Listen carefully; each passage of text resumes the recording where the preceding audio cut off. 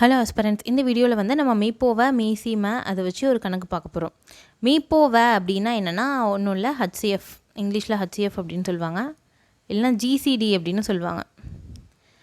Highest common factor சொல்லுவாங்க, இல்லை greatest common divisor அப்படின்னு சொல்லுவாங்க. மீப்போமே அப்படின்னா என்னென்னா எல்சிஎம்னு சொல்லுவாங்க, லீஸ்ட் காமன் மல்டிபிள் அப்படின்னு சொல்லுவாங்க.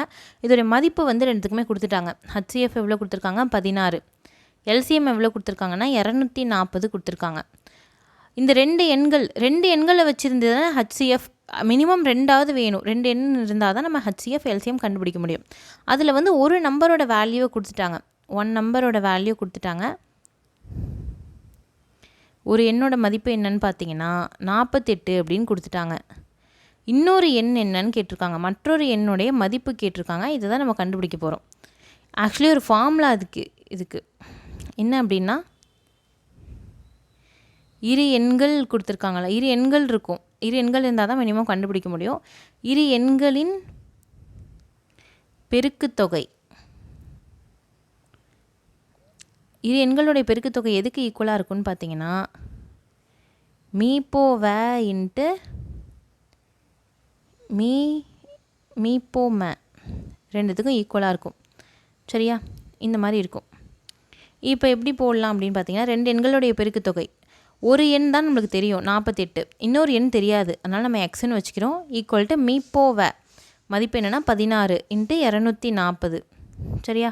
இப்போ எக்ஸ் நம்மளுக்கு வேணும் அப்படின்னா நம்ம என்ன போடணும் அப்படின்னு பார்த்தீங்கன்னா, குறுக்கு பெருக்கல் பண்ணுறோம்.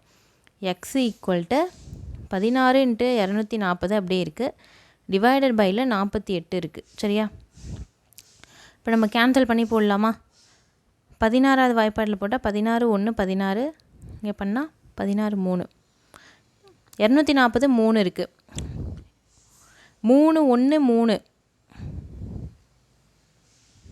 3 8 24, இன்னொரு 0 இருக்குது. ஆனால் 80 அப்படின்னு நம்மளுக்கு ஆன்சர் வரும். 80 அப்படின்றது தான் இந்த சம்முக்கான ஆன்சர். இந்த ஃபார்முலா ரொம்ப முக்கியமான ஃபார்முலா. இது எண்களின் பெருக்குத்தொகை, இந்த ஃபார்முலா இருக்குல்ல, இதை வந்து நல்லா ஞாபகம் வச்சுக்கணும். இது எண்களின் பெருக்குத்தொகை ஈக்குவல் டு மீப்போவே இன்ட்டு மீசிமே, மீப்போவே இன்ட்டு மீப்போமே, மீசிமே அப்படின்னு சொல்லுவாங்க, மீச்சிறு பொதுமடங்க மீசிமே அப்படின்னு சொல்லுவாங்க. சரிங்களா? இந்த ஃபார்முலாவை வந்து நல்லா ஞாபகம் வச்சுக்கோங்க. ஓகே, நெக்ஸ்ட் வீடியோவில் நம்ம வேறு ஒரு சம்மோடு மீட் பண்ணலாம். தேங்க்யூ.